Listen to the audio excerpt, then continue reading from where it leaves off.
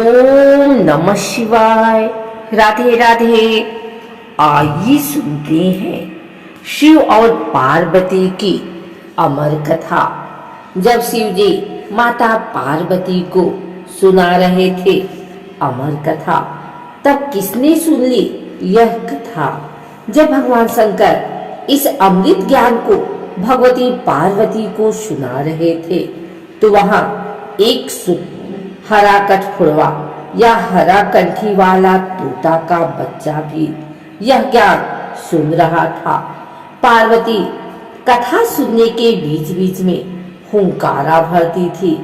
पार्वती जी को कथा सुनते सुनते नींद आ गई और उनकी जगह पर वहां बैठे एक सुखदेव ने हुंकारी भरना प्रारंभ कर दिया।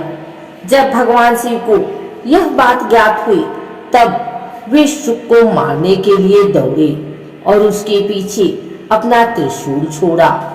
शुक जान बचाने के लिए तीनों लोकों में भागता रहा। भागते भागते वह व्यास जी के आश्रम में आया और सूक्ष्म रूप बनाकर उनकी पत्नी वटिका के मुख में घुस गया। वह उनके गर्भ में रह गया। ऐसा कहा जाता है कि ये 12 वर्ष तक गर्भ के बाहर ही नहीं निकले। जब भगवान श्री कृष्ण ने स्वयं आकर इन्हें आश्वासन दिया कि बाहर निकलने पर तुम्हारे ऊपर माया का प्रभाव नहीं पड़ेगा, तभी ये गर्भ से बाहर निकले और व्यास जी के पुत्र कहलाए। गर्भ में ही इन्हें वेद, उपनिषद, दर्शन और पुराण आदि का सम्यक ज्ञान हो गया था। जन्मते ही श्री कृष्ण और अपने माता पिता को प्रणाम करके इन्होंने तपस्या के लिए जंगल की राह ली। यही जगत में सुखदेव मुनि के नाम से प्रसिद्ध हुए। केदारनाथ से आगे है अमरनाथ और उससे आगे है कैलाश पर्वत। कैलाश पर्वत शिव जी का मुख्य समाधिस्थ होने का स्थान है, तो केदारनाथ विश्राम भवन। हिमालय का करकर शिव शंकर का स्थान है। बाबा अमरनाथ को आजकल स्थानीय लोगों के प्रभाव के कारण बर्फानी बाबा कहा जाता है, जो कि अनुचित है। उन्होंने बर्फानी बाबा इसलिए कहा जाता है कि उनके स्थान पर प्राकृतिक रूप से बर्फ का शिवलिंग निर्मित होता है। शिवलिंग का निर्मित होना समझ में आता है, लेकिन इस पवित्र गुफा में हिम शिवलिंग के साथ ही एक गणेश पीठ व एक पार्वती पीठ भी हिम से प्राकृतिक रूप में निर्मित होता है। पार्वती पीठ ही शक्ति पीठ स्थल है।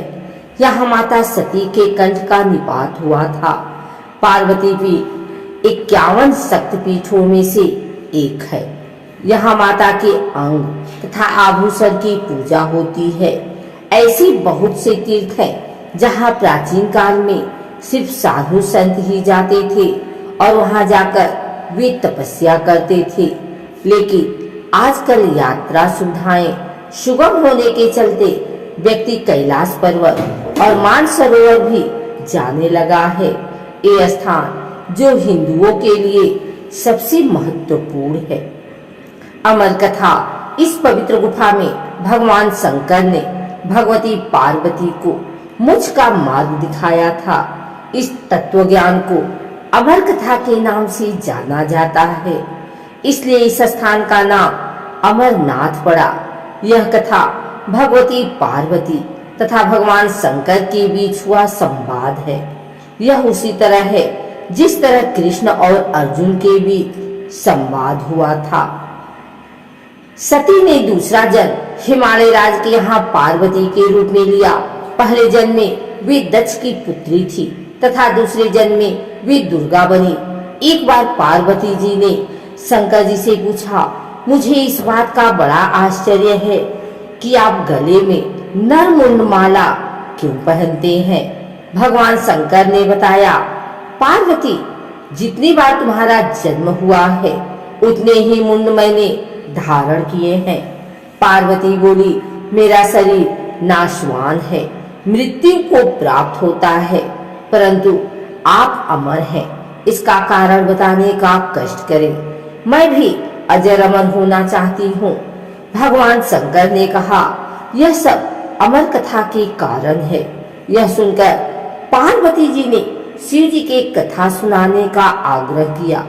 बहुत वर्षों तक भगवान शंकर ने इसे टालने का प्रयास किया, लेकिन जब पार्वती की जिज्ञासा बढ़ गई तब उन्हें लगा कि अब कथा सुना देना चाहिए। यह सवाल यह था कि अमर कथा सुनाते वक्त कोई अन्य जीव इस कथा को न सुने। इसलिए भगवान शंकर 5 तत्वों पृथ्वी, जल, वायु, आकाश और अग्नि का परित्याग करके इन पर्वतमालाओं में पहुंच गए और अमरनाथ गुफा में भगवती पार्वती को अमर कथा सुनाने लगे। अमरनाथ गुफा की ओर जाते हुए वे सर्वप्रथम पहलगाम पहुंचे, जहां उन्होंने अपने नंदी बैल का परित्याग किया। तत्पश्चात चंदनबाड़ी में उन्होंने अपनी जटा से चंद्रमा को मुक्त किया।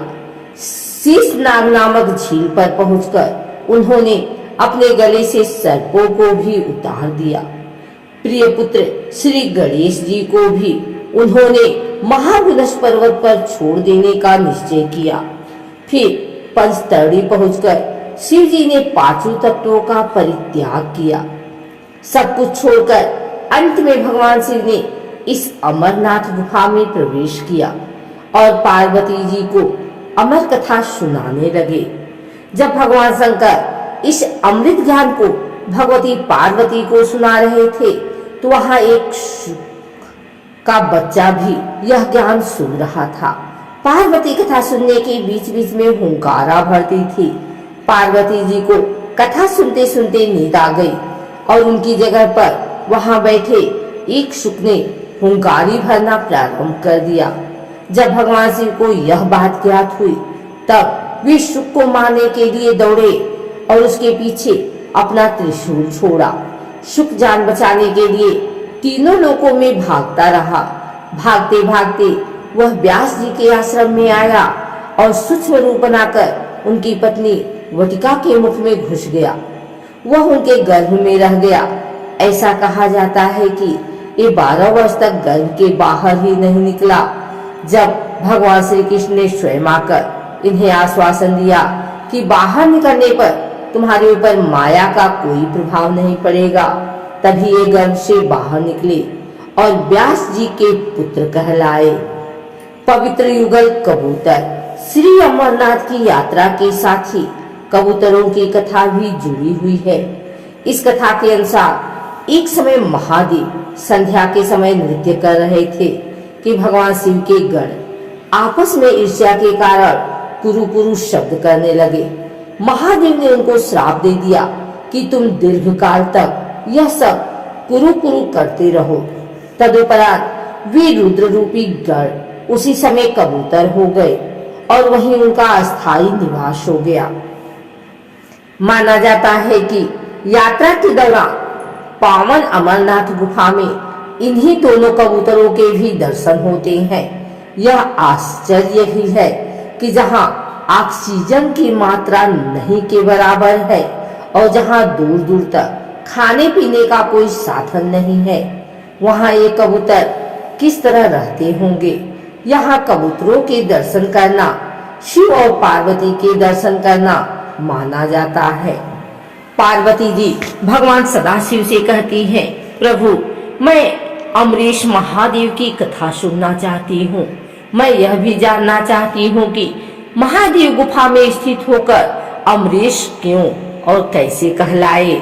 सदाशिव भोलेनाथ बोले, देवी आदिकाल में ब्रह्मा, प्रकृति, स्थावर, पर्वत आदि जंगल, मनुष्य, संसार की उत्पत्ति हुई। इस क्रमानुसार देवता, ऋषि, पितृ, गंधर्व, राक्षस, सर्प, यक्ष, भूतगण, कुष्मांड, भैरव, गीदड़, दानव आदि की उत्पत्ति हुई। इस तरह नए प्रकार के भूतों की सृष्टि हुई, परंतु इंद्र आदि देवता सहित सभी मृत्यु के बस में थे। इसके बाद भगवान भोलेनाथ ने कहा कि मृत्यु से भयभीत देवता उनके पास आए। सभी देवताओं ने उनकी स्तुति की और कहा कि हमें मृत्यु बाधा करती है।